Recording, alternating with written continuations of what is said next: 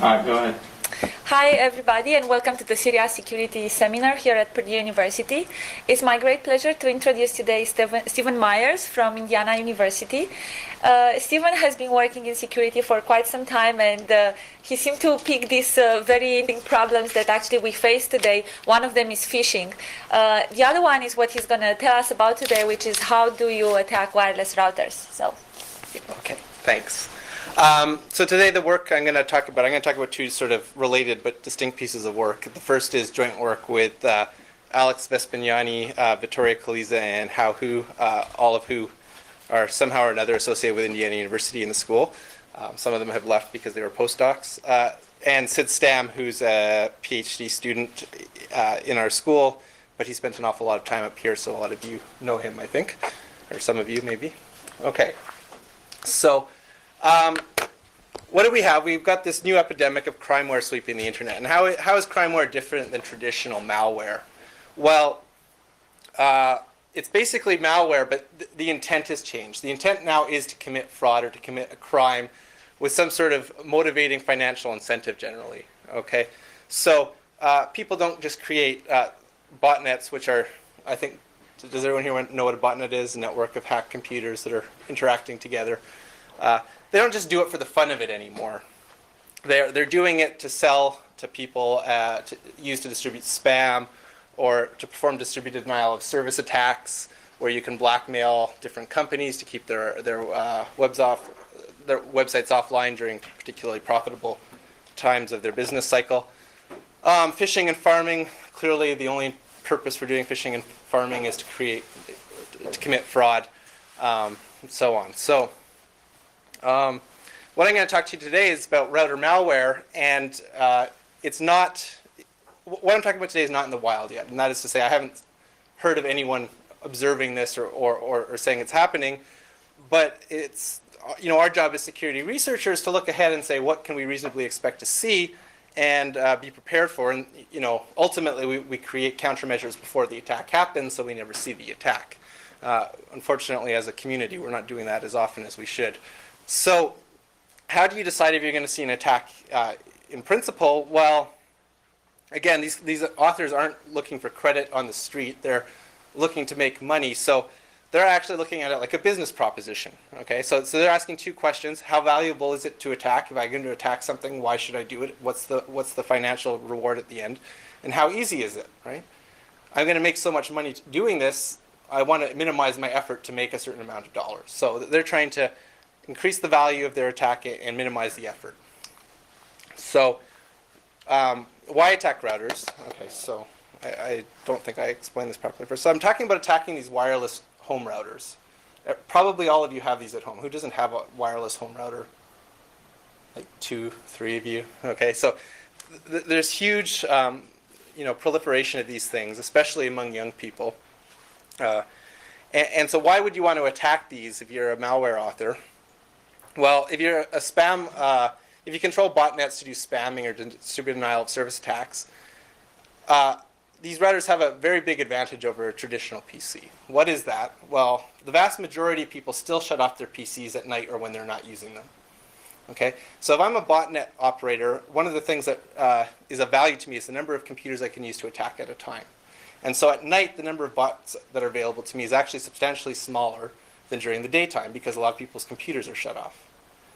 Most people's routers are on 24/7. Okay, most of you don't probably turn your router off at night, even if you turn your machine off.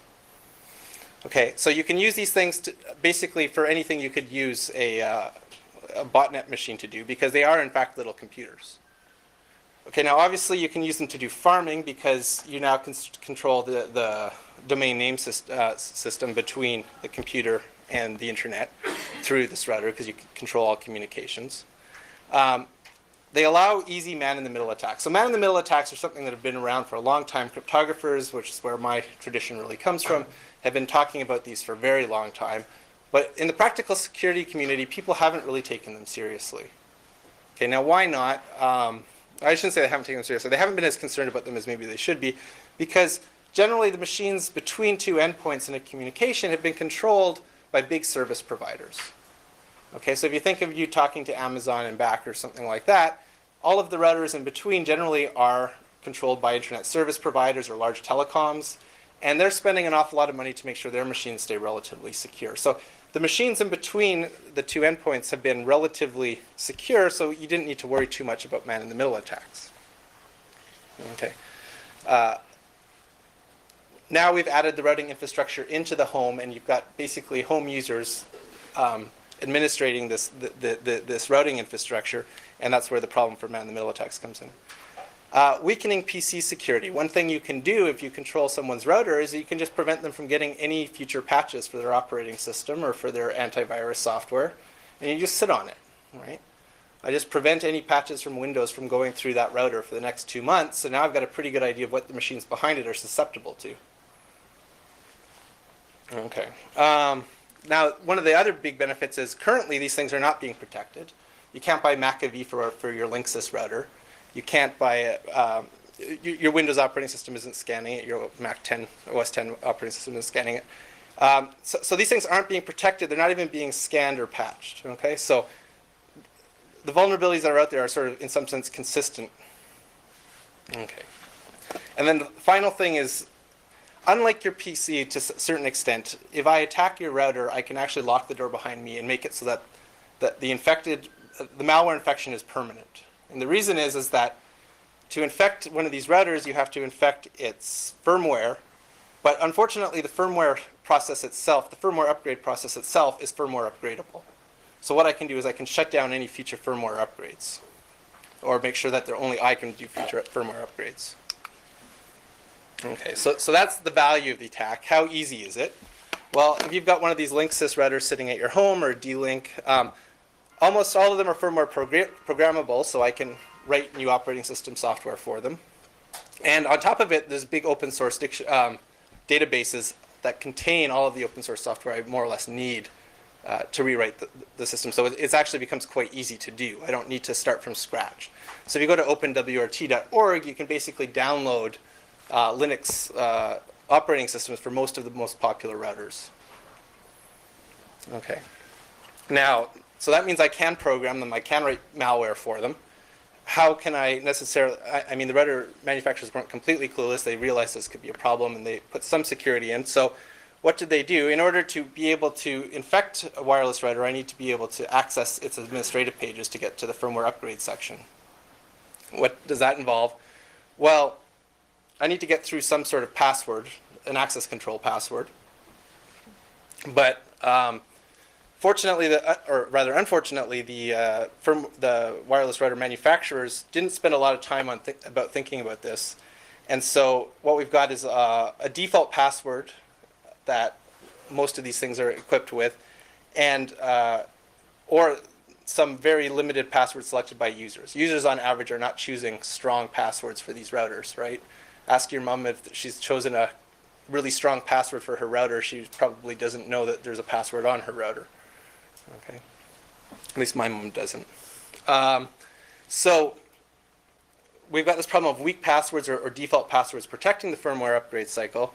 And on top of it, they didn't even perform what we would consider sort of standard authentication countermeasures. So normally on say a Unix system, right, if you get the wrong password, what happens is it takes a little bit longer to get requested for the second password. And you get that wrong, and then it takes a little bit longer. And then at some point, say after 3 or 4 wrong tries, what does it do? It shuts you out for 5-10 minutes. What does that do? That slows down a brute force password attack, right? Well, these routers don't do that. The second you get it wrong, it comes right back up with another request for a password. So you can actually throttle these things with dictionaries and do brute force dictionary attacks. You might say that's okay because we have this cryptography, there's this cryptographic system called WEP that guards the communication between the router's laptops and the router itself, and you would have to actually break that in order to get to the password screen. Unfortunately, the most prominently used cryptographic protocol to keep this communication secure, WEP, is very broken. Okay, it's not one of these cryptographic schemes where it's broken and now it'll take 2 years to break it instead of 100 years. The best crackers for WEP right now work in under 60 seconds. Okay, so it's really broken. But you might say, okay, well that's okay, but in order to take advantage of this, I have to actually communicate wirelessly with my router.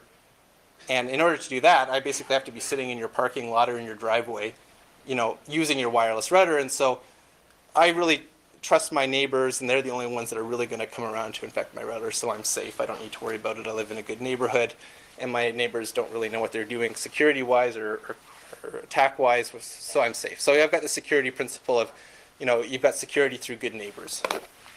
You might hope to rely on that. So then we've said, okay, well that's fair, but what if someone wrote malware to spread over the wireless connection? Okay, so if you have one of these home wireless routers, even though with the default software it's not easy to do, you can actually configure it as a client.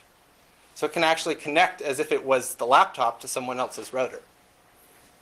So once you've done that, if you have malware on the router, it can connect to someone else's router and try and infect it. So namely, you can imagine your router gets infected, and now it looks at your neighbor's routers and tries to infect them. And then if you have something like that, you might say, well, how far can it get spread, which is one of the questions we're going to look at. And you might start to worry because you realize this is going to be an infection vector that's very hard to detect. Okay, again, we said nothing's looking at these wireless devices, these routers, to scan for malware or viruses. And the other common place that we look or we scan for bad things on the internet is on the backbone, right? AT&T and these companies are constantly looking at different traffic going through their nets, looking for different new forms of malware. There's honeypots, etc. And so we might detect it there. Well, now you've got something jumping wireless router to wireless router. It's never going to go over the two places we're looking. So, okay, I can't. They told me to use the mouse to point, but it's not clear to me if I use the mouse. Can you see that? Oh, okay. It'll get recorded this way. So here's the idea, right? You've got this infected remote access point, your router, and it's broadcasting, and you can see here, can you see the two buildings? It's not as dark as maybe it should be. It can hop from one building to another building and infect this wireless access point.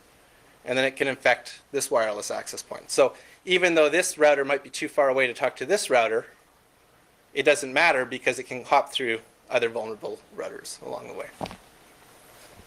So the big question we ask in the first part of this work is, how far could such a transmission go? I mean, how big could such an epidemic get? So obviously, if you're sitting in the middle of a cornfield in Indiana, it's not going very far, right? You've got a little farmhouse, no neighbors for a few acres, you're probably safe. On the other hand, if you're in downtown Chicago or New York, or maybe even West Lafayette, okay, there's a lot of routers around, and each router can see a lot of other routers. So now you can actually start to think that maybe this would actually spread some reasonable amount.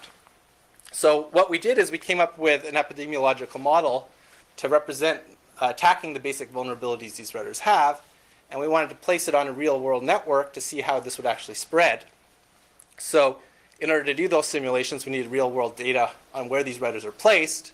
And fortunately, war drivers, these hobbyists that go around and locate the geographic location of all of these routers, are very helpful. They create these online databases like wiggle.net, okay, that place wireless routers that they've scanned geographically in the world, and then they create these databases that have all of the routers with their unique IDs, whether they're using encryption, and their GPS locations.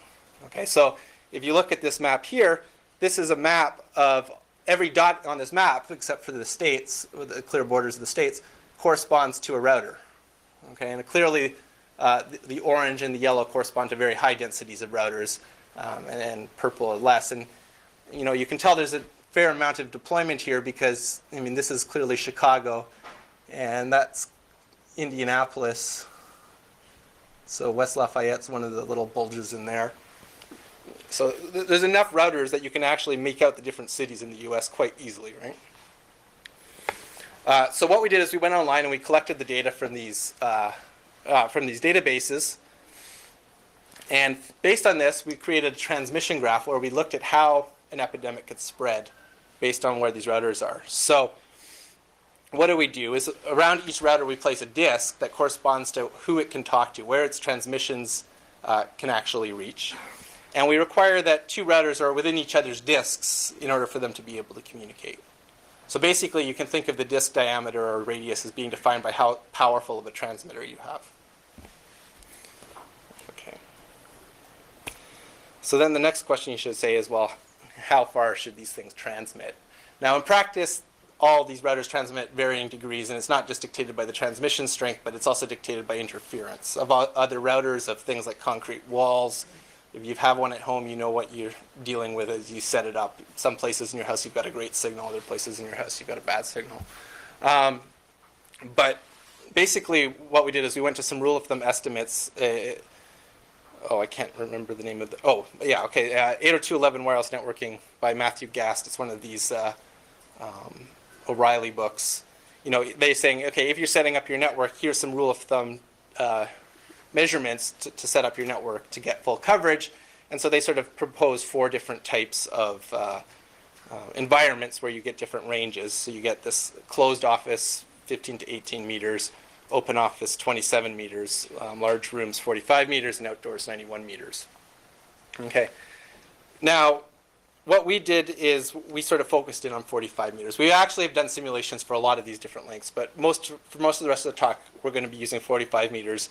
And why is that? Well, one, we didn't care about how fast the bandwidth, how fast the connection was. It wasn't a big part of our problem as far as we were worried about propagation of this malware. Okay, so this seemed to be, based on our measurements in the field, a reasonable diameter in a lot of environments. But okay. So the next thing we needed to do is figure out, which part of the networks an epidemic could spread to and from. And so you can imagine you have a graph here with a bunch of routers placed on the plane like this. Okay. What we wanted to do is we wanted to find the largest component of connected routers. From graph theory, this is called the giant component. Okay, which basically is, if an epidemic spread in the giant component, it can spread to the largest number of routers without being seeded again. So in this graph, you can imagine you've got a router on the left side here, and that's its transmission radius. The other 2 routers are within it, so it connects to both of those routers, right? On the other hand, on the other side, we can also make the connection of the graph, looking at which routers can communicate with which routers. Okay. So what we've got is if you had a contagion that was seeded on the right-hand side, it could only spread to 3 routers. On the other hand, if it was seeded on the left-hand side, it could spread to 6 routers. So if you're only going to seed one place, you clearly want to seed on the left-hand side versus the right-hand side, right? So what you want to do is once you've established where all these different routers are, you want to establish the giant component to figure out how far infecting one PC could really go. Okay, so you can't infect from one side of the graph to the other, so we just throw away the other half. So that's not to say the other half couldn't be infected. It just means that you'd have to do more effort to infect different parts of the plane. Okay. So the following is sort of Chicago router data, and there's a few things you see here. One is you see some artifacts of the collection process. You see that a lot of the routers are located on roads, which you wouldn't expect people to place their routers on roads. But of course, this is because when the war driver goes by in their car, they're locating the GPS coordinates of where they are, not where the router is. So in practice, what we do is we take this data and we actually perturb it in small little circles to simulate the fact that the routers aren't actually on the road. But it turns out this doesn't affect our results at all, and if you don't perturb them, you get the same sort of epidemics. So imagine we have our Chicago router data. We can see that probably where the greatest density of routers is in the middle is where you're going to see the connected component that's the largest. Okay. And so if we zoom in on it, we can look at the different giant components you get for different transmission radii. I have a quick question. Yeah. There were some dots in the lake. Yeah. So. Okay. So. I'm just curious. No, it's a fair question. We're curious too. So we did some data cleaning on this, getting rid of things like dots in the lake. There's actually one location in Chicago where when we look at it in Google Maps, it seems to be a house, and yet it's got 200 routers in it. What we did is we looked at the data, and this is collected data by volunteers that aren't necessarily looking for accuracy. So what we did is we said any data if there's too many routers in one location, we cleanse them. If the data was somehow didn't make sense, like being in the lake, we cleansed it. which removed about 3% of our data points. Okay, so it doesn't seem to have a huge effect, short of going out and No, it's a good question. You can imagine, but then what would they connect them to? So all this blue stuff, they're actually... Yeah, they're actually routers, and if you go to Wiggle, you can actually go down and see and zoom in, and you can see the SSIDs and whether they're encrypted or not encrypted. Okay. I know that some of my students found their routers there. Oh, I'm sure. And it was the correct answer. So, so on average, the Wiggle.net routers have, on average, at least 10 observations. Okay, so you can look at the number of unique routers they have in Wiggle, and you can look at the number of actually contributed observations, and it implies that each router on average has been observed 10 times. In practice, probably the routers in cities have been observed a lot more frequently than the routers in the middle of the cornfields. So it's actually probably for big cities a much more accurate map than it is elsewhere. Okay, so here we see the giant components for different sizes of transmission radii. So obviously, the farther you can transmit, the bigger you expect the component to be, because the more neighbors you can talk to. Right? So what we did is we looked at the 45-meter case, and we wanted to see on this graph, okay, how far is the epidemic going to spread? We have to define some rules of how the malware spreads from router to router. I can't just assume that all routers are vulnerable and you can just spread from one router to all neighboring routers, right? It's not fair. It's not a fair game, because some people do have strong passwords. Some people are using strong cryptographic algorithms, not WEP, but WPA. So we need some sort of way of modeling this. So we use a modeling technique from biological modeling for modeling things like flu or Ebola or something. So there's something in that literature called the SIR model, which stands for susceptible, infected, and recovered, removed. So basically the idea is there's 3 states you can be in. You can be susceptible to be infected, right? You can actually be infected, in which case you can infect other people. And you can be recovered/removed. So for some diseases, you naturally recover and then are immune, all right? Like chickenpox, you generally don't get that twice. Or you die, right? And you're not going to get infected anymore at that point either. So what you can do is you can go from susceptible to infected, and you can go from susceptible to removed, or you can go from infected to removed. Okay. Someone who would go from susceptible to removed could also be someone who, for instance, got a flu shot. Okay, so that's why you have those ability for dynamics. So what we have to define is how you can go from these 3 states and which routers belong in which of the 3 states. So let's start off with the removed routers, the ones that aren't susceptible. We're going to assume that anyone that's using WPA encryption, okay, which is the cryptographic protocol that secures communications, it's the newer one, is not breakable. And so we're going to assume that cryptographic protocol is not breakable, and so those routers are not susceptible to attack. This is actually a conservative estimate, because there is an attack on this protocol. It's just harder to do, and it was a good starting point for modeling. Okay. So from our data, we actually know who uses encryption, which routers have encryption turned on and which ones don't. Unfortunately, we don't know which encryption they have turned on, because that's not recorded. So I can look at a router and say that router's got either WEP or WPA turned on, but I don't know which. So what we have to do is we have to basically guess. So what we do is we look at the wild population and figure out what rate you see WEP versus WPA encryption. Turns out to be around 30% use WPA and 70% use WEP. And so what we do is for every encrypted router, we flip a coin to decide whether it was using WEP or WPA. Okay, if it was using WPA, we remove it. So I have another question. 30%, you said that you look at some data. What data, or are there any papers? Or we basically went around with our own router, and we saw, once we had something like 700 spots. So this was in Bloomington? This was in Bloomington, and then there's a group in California who wrote a paper, and I can't remember their names, but they actually came out and their data was within 2 percentage points of ours, so we didn't worry about it. Okay, so as I said before, WEP's easily broken, so they're not removed. Okay, they're going to be later, and they're going to be susceptible. The other group is assuming even if you had no cryptographic protocol guarding your communications, that doesn't mean you can actually log on to the router to infect it. You need to be able to get through its administrative interface. And some people are going to choose strong passwords, either by luck or because they're people like yourselves who are security inclined and probably have a better idea of what to choose.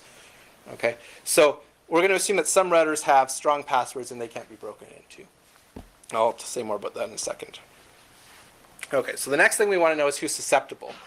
So we're going to assume people with default passwords are susceptible. Okay, so we're assuming they don't have WPA by default because we've thrown them out. Other than that, we're going to assume they have a default password that's susceptible. The problem is we can't figure out what the default usage rates are for passwords. Why? Well, it's against the law in the US to log into someone's router, even if it's to check to see if they have a default password. Okay, so the University Council came in and said, no, there's no way you're doing that experiment. So we had to use a proxy. So the proxy is if the people didn't go to the effort of changing, say, their default SSID, which is the name you see broadcast from routers, we assume they didn't go to the effort of changing their password. Now, this isn't exact, but of course, there's going to be some people who change their password and don't change their SSID, and there's going to be some people who don't change their password and change their SSID. So we figure it's a good proxy. We have no way of measuring it. But of people we've talked to, they all sort of think it's reasonable. So here's some different cities.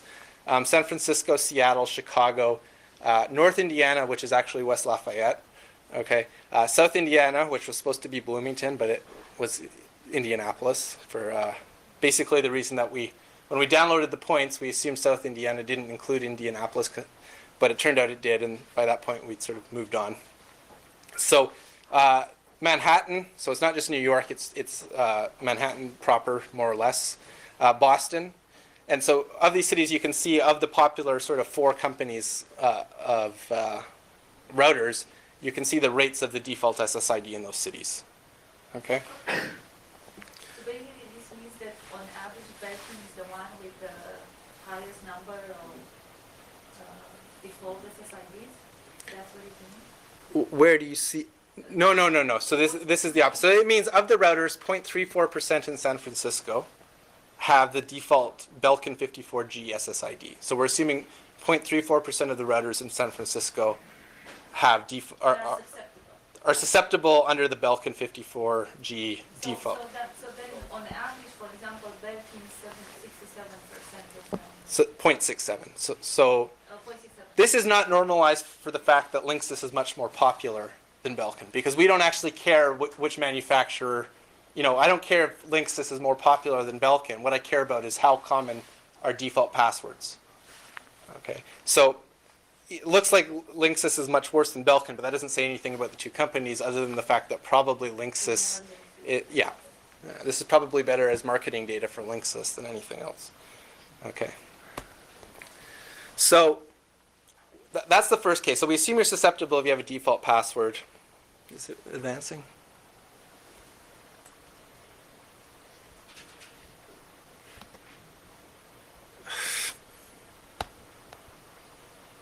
Okay, so the next thing we have is weak passwords. So we assume that about 25% of the people who change their passwords, about 25% of the people are going to choose a password that's in a small dictionary of about 60,000 words. Okay, this is based on some work done by a Klein that where he actually looked at the passwords people used in an experiment, and he basically came up with a list of about 60,000 words that contained about 25% of people's passwords. Okay. Then the next susceptible group we have is people who have medium strength passwords. And so what we're going to assume is there's another 11% of the people who have passwords that aren't in such a small dictionary, but are then in a much larger 1 million word dictionary. Okay, and this is again based on experience of different malware that's gone around the internet that have done brute force attacks, their success rate and their infection rates. So so the only other thing we have is if the router is using WEP, so this is the other cryptographic protocol that's broken, we have to spend time to attack it. In other words, to break the cryptographic protocol. So any router that uses WEP is going to conceivably be susceptible, and if it doesn't use WEP, if it's got a weak password or a medium strength password, it's going to be susceptible. Okay, so previously I said that routers with strong passwords are not susceptible. Okay. Then we have to say something about infected routers. So we're going to infect some routers at the beginning just to start the propagation of the epidemic. But once you've infected it, what happens? Well, we're going to assume that once a router is infected, it stays infected. And why are we assuming that? for the reason that I said at the very beginning, which is the firmware process, the firmware upgrade process on these routers has the sort of unfortunate security side effect of the fact that the firmware upgrade process is itself firmware upgradable. So what does that mean? If I infect you with malware, the first thing I do is I change the firmware upgrade process so that it doesn't accept firmware upgrades from anyone but me in the future. Right? So now you're infected and there's nothing you can do about it. Okay. So what we're going to do is in our dynamics, eventually what I'll do is I'll show you that we simulate with 5 initial random infections on the network or on the giant component. I'll explain that why in a second. Let me get to this. This is the basic. This is a graph diagram of the infection model or the epidemic model. So there's basically 2 places or 3 places you can start. You might start off being removed because you had a WPA encryption. Okay. So if you had WPA encryption, you're just removed to begin with. Otherwise, you could belong in 3 other nodes. You could have a WEP encryption enabled. You could have no encryption enabled and a default password, or you could have a non-default password. Okay. If you have a non-default password, you start in what we call state 1, okay, which corresponds to the idea that you have. We don't know what your password is. We just know it's not default. So we're going to start doing a dictionary attack. Okay. So we said we assumed about 25% of the non-default passwords are weak. So we take the amount of time it takes to do a weak dictionary attack, and with probability 25%, you're going to go to the infected state. Otherwise, you're going to go to state 2, or susceptible 2, where with another 11% probability, you'll go to infected. But now we have to account for the time it takes to do a much bigger dictionary attack. Okay. Now, the third case would be that, no, you still failed on the larger dictionary attack. So that corresponds to you having a very strong password, at which point we're just going to assume that we'll never get into your router. And then you go into removed hidden. Why do we call it hidden? Well, imagine you have 2, your router is under attack by your 2 neighbors, one on your left, one on your right. Right? Those 2 routers can't, we're not assuming they're communicating to sort of optimize their attack. So maybe the house on the left has already tried to attack your router and failed. It hasn't communicated that to all of the other infected routers to say, back off on this guy, you're not going to succeed. So we assume that the guy on the right is still going to have to take time to attack. Yeah? So hypothetically, though, could you have some kind of triangulation set up? Yeah, I mean, it depends how much you want to give credit to the malware authors. And I mean, this is just a simulation of a reasonable scenario. Okay, so the only other state you could be at is you had WEP encryption. So what happens with WEP encryption is once you break it, then basically you're back at the case where you have to break the password. So now, once you've broken the WEP encryption, you go to state 1 and you go through this whole password breaking process. Okay, we assume if someone went to the trouble of putting on the encryption that they also changed the default password. So there's only the possibility that they have weak passwords. Okay, so these are the initial possibilities for susceptible routers. You start in no password, a weak password with no encryption, or WEP encryption. Okay. Any questions there about the dynamics? Okay. So what's next here is we have a video where we show the example of one simulation of an outbreak in Chicago. Okay. This is on the network that corresponds to the 45-meter radius communication network. So we look at what happens in 2 days.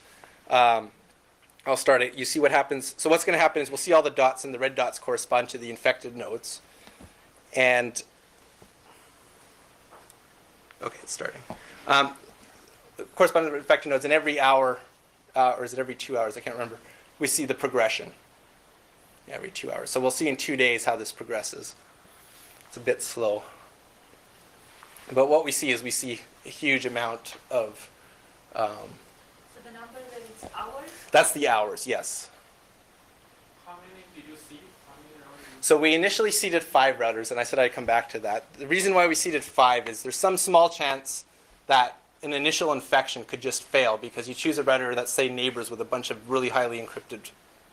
Its neighbors are all really highly encrypted or have strong passwords. So there's some initial chance you could fail out. So we started off with 5 random things because we thought that would be enough. And it was, and then we went down and we actually checked, and with 1 it fails on occasion, but basically with 2 it always succeeded in our simulations. Does it take longer if you have only 2? Yes. Okay. But not nearly as much longer as you'd like to think. I don't have the data here, so I can't quote it exactly. Okay, so are we done? Okay, so what we saw is in the first 48 hours, this actually corresponds to about, I think if I remember right, it's about 30,000 routers being infected. Okay. So again, we're not assuming that all routers can be infected, and we're I think, making fairly reasonable assumptions on the attack rates based just on password breaking and web breaking. Okay. In fact, in this outbreak, you basically see very little of the web effect because we assume that it takes on average 2 days to break web. You might say, well, why? I just told you you can do it in under a minute. If you get into the details of active versus passive attacks and what different routers can do, you realize it's more reasonable to assume 2 days. Okay. So we looked at, I mean, I've only got the video for the one city, but we looked at the other cities.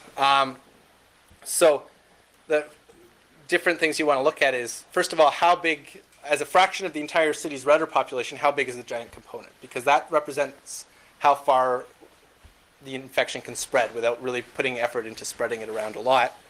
And so this changes dramatically between different cities.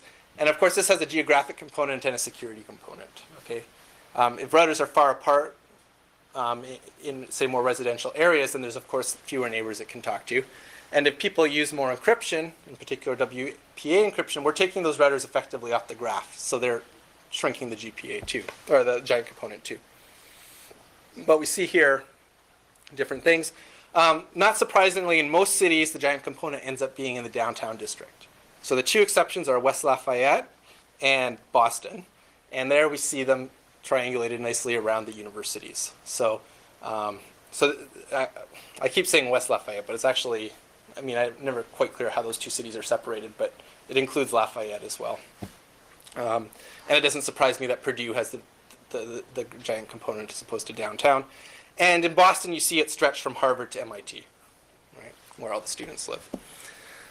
So we see the size of the giant component. Then we see the total rates of encryption, which, of course, has an effect. Actually, your map, I can tell you it's West Lafayette because it's the Wabash. That's the Wabash then. No, it's definitely in West Lafayette, the giant component. I'm just saying that the data, what you're seeing in the picture is the giant component. What the data has is larger. Yeah. Okay. I got to speed up a bit. What time is it again? 5:20. So now it's 5:10. Yeah, no. 5:10. Okay. So here's the results for the other cities. So what we see is what the attack rate is relative to the size of the giant component. So for New York, where you see the green line at the top, and it's about a 50% attack rate, what that means is 50% of the giant component is being infected. Okay? So that doesn't mean 50% of the routers are being infected. I'm not thrilled with this graph, but I didn't have time to redo it. So what you see, though, is that basically the giant, the rate, the infection rate is really just dependent on is more or less going to be 30% for most cities. The outliers are San Francisco and New York, and it's not exactly clear why.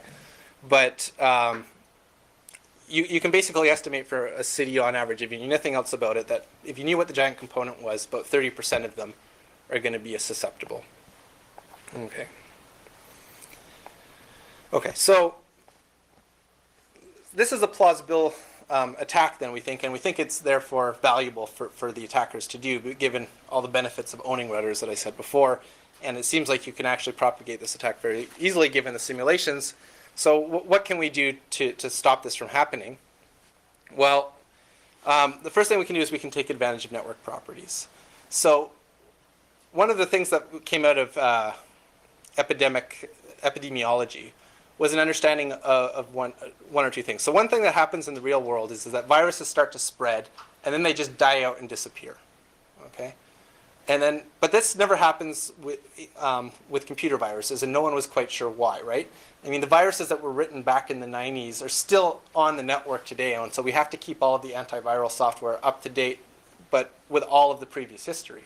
You can't just sort of get rid of the slammer virus because it's not going around anymore, because it will pop back up, even with very little notice. And so there was not a great understanding of why this was. And it turns out it has to do with the underlying contagion network. In the real world, you have a geographic network where people are only contagious to the people around them. They might travel, but you're basically limited to infecting people that you're going to cough on or touch or these sorts of things. Where on the internet, you have a complete network. Every computer can touch every other computer. And it's this high degree of connectivity that affects the ability to infect continuously. In our case, we're not going to have that model, right? We're back to the people model where you only have a few neighbors that you can actually talk to and infect. And so because of that, it turns out that if you have a property where you can actually defend a substantial number of people or a significant number of people, you can actually protect the entire community. That's just the same idea as immunization. You don't need everyone to be immunized in order to stop a disease. You can get the threshold high enough and the disease just won't break out because there's just not enough susceptible people around. So we've got the same property here. So what we need to do is get enough people to be secure that we can actually protect the entire community. And in order to do that, what can we do? Well, if we just do some simple things like getting people to use stronger passwords and to use WPA, we can basically remove the susceptibility of a lot of people. Router manufacturers could do simple things like adding backoff mechanisms for password attacks. Right?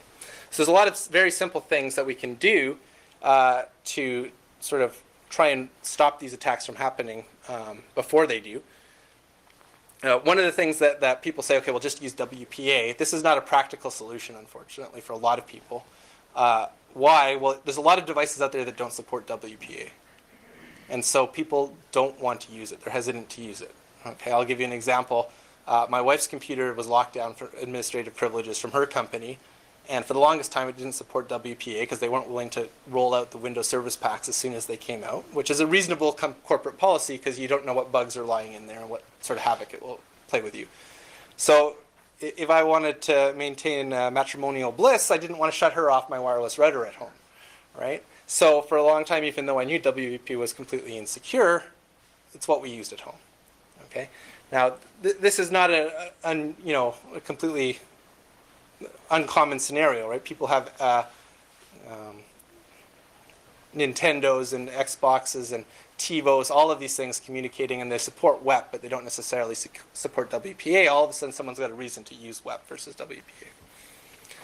The other thing to point out is there's a lot of devices coming online that support 802.11, these Wi-Fi networks, that no one's thought about security about at all. So a lot of laser printers now come with Wi-Fi servers enabled. Okay, they're going to have exactly the same problems. They're going to have default passwords. They're going to be firmware upgradable. They're going to be programmable. The only sort of benefit they have is they're probably not connected right to the internet like a router is. They're going to have to go through another router. But they're basically, security problems in the making. And the same thing now is digital cameras. A lot of them are coming with 802.11. Okay, so the idea there is you can download your pictures directly to your computer without having to use a cable. So, but again, you got the same problem. And then recently, I was in the mall last week, and now they've got the digital picture frames with 802.11 built in, so you don't have to bring the picture frame to the computer to upload your pictures. Yet another problem. So we're creating a lot of security holes, and a lot of these things have to be looked at. Okay. So the next thing I wanted to do was look at what kind of attacks are possible if you control these routers that are not as easy to do if you don't. Okay, so this is work I did with SysTem, and it's an example of router malware. Okay, so probably everyone here knows what phishing is. Okay, am I right? No? Yes? Okay, so I'm going to skip the next few slides, if that's okay. Okay. So what I want to get to is so in phishing, you've got two basic parts. You've got the attack where you send the person spam generally, and then that spam has some call to action to get them to go to some fraudulent website where they release their confidential data. Right? That's the key component. And those are the two sort of places where we defend against phishing. We try and use spam blockers to prevent the hook, the spam email, from ever getting to the user. And we use website takedown to try and get phishing websites taken down as quickly as possible once we realize they're there. So if you're a phisher, you want to try and get away from those two defenses because those are the two most effective defenses. So what we said is, well, what if you had some software you could place on these routers, or your malware? We came up with this idea of trawler phishing, and we call it trawler phishing because it's sort of like automating phishing. You know, people used to cast fishing hooks with a rod, and they'd catch fish, and then eventually they realized it's just easier to drop a net, scoop everything up, and get rid of what you don't like. I'm not saying it's environmentally friendly. I'm saying it's what's done. Okay, so we wanted to come up with an attack that doesn't use spam. We want the attack to always be contextually appropriate. Another reason, let's say the spam gets through, a lot of the times you don't click on the link in phishing. Why? It's for say a bank you don't use or a credit card you don't use. So you get something from like Wells Fargo Bank. It says, click on this link to update us with your new password, and you don't do it because you say, I bank with the Purdue Credit Union, and so this obviously doesn't apply to me. So we'd like an attack to always be contextually appropriate so no one gets confused. So what we did is we came up with this attack. It doesn't use spam. It doesn't need a fake website. It's always contextually appropriate, and it steals credentials naturally as users surf to the websites they use. So that's how it's always contextually appropriate. Okay. Not all of the sites are susceptible with this implementation. It only works on sites that use what's called secure posting, secure post SSL, which I'll get to in a second. But one of the biggest dangers that we see from phishing perspective is it allows you to create a portfolio of information on a certain user. Okay, so right now if you fall victim to one phishing scam, and maybe then another phishing scam, there's very little ability for the phishers to combine that piece of information because it's probably not the same phisher and they have no idea whether it's the same person on both ends necessarily. Here they do. So first of all, before I explain the attack, let me just explain the difference between proper SSL and secure posting. Okay, so what's proper SSL? You've got Alice and Bob that are trying to talk over the internet. There's this router in the middle.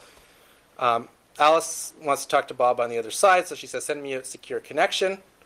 This secure pipe is opened up between the server and the client, and only now is the web page sent from the server back to Alice. Okay, so the secure channel is established before the web page is sent, and then the web page is sent, and it requests the username and password, and that's okay because the secure channel is established. What happens with a secure post? Alice requests the web page to be sent. The web page is sent back to Alice, okay? And now before she sends any information across the line, the secure channel is established. Okay, so the key difference is that in the first case, the pipe's established before anything is sent. In the second case, it's established after it's sent, after the web page is sent. So what's, forgot that was there. So what's trawler phishing going to do? It's going to have the router intercept the web form on the way from the server to the client, okay? And it's not going to do anything except add some extra instructions that say when you send the username and password back to the server along the secure pipe that you're supposed to send it across, please send it to me as well, encrypted or under my key or not. Okay, it doesn't matter. Maybe you're worried that other phishers will steal your phishing data. So what happens is now the phisher, if this is installed on your router, you've got no idea this is going on unless you actually look at the source code of websites coming in. You're browsing websites just as you do every day. Websites look identical to what they're supposed to look like. And all that happens is whenever there's form data that's requested, this extra instructions are being added in. Okay. So here's the visual interpretation. We ask for the web page. The web page starts coming back. Okay, the server's adding this extra code in. Send the username and password and URL to the phisher. Okay, so it goes to the phisher, and then it goes across the way it's supposed to. So now you've got the problem that the server doesn't realize anything's happened, the client doesn't realize anything has happened, but all this data's been skimmed off at the time. So you might say, well, that's no big problem. People use SSL correctly all the time. Here's a list of some sites you may or may not use that don't use SSL properly, but use secure posts. Okay, so secure posts are used really commonly by a lot of big sites. And there's an incentive for them to use secure posts because it reduced the computational effort on their servers to only having a computational expense when you're sure that the client is actually wanting a secure connection. So that's why they do it. They're not dumb and just doing the protocol improperly on purpose. They're trying to save money on the number of servers they need on their end to do a secure connection. Okay. So how do you stop this? Well, you can use SSL correctly. Again, this doesn't really work because there's an incentive for them not to use SSL correctly, like I said. So we had a proposal to solve this in the paper, which I don't have time to get into, but basically the idea is to have the web server itself inject code into its own website, which basically obfuscates it and does a cryptographic hash of the code as well. So you're going to hash the code to make sure it doesn't get modified and then obfuscate it. And basically what this does is it prevents the router from trying to inject code in a very simple manner. Okay, so now if the router injects the code, the cryptographic hash fails, and this is brought to the attention of the user, but it relies on obfuscation, which is a technology which I think will work in practice, but it is hard to say anything quantitative about. Okay, so I'll just leave it there. I'm sorry I went over time. So questions? Yeah.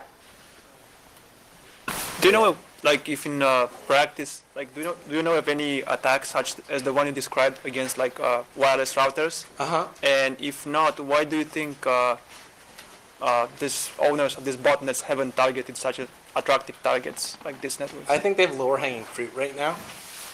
Excuse me? I think they just have lower hanging fruit right now. Oh, okay. I mean, so it's a question of right now there's hundreds of thousands of unprotected PCs that they can own, and no one's stopping them. But of course, as we close those holes, they're going to look for other low-hanging fruit. So it'd be better if we close these holes before they're attacked than after they're attacked.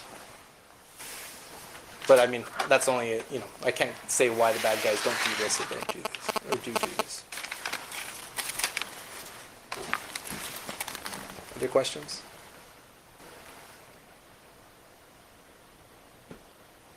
No? Thank you.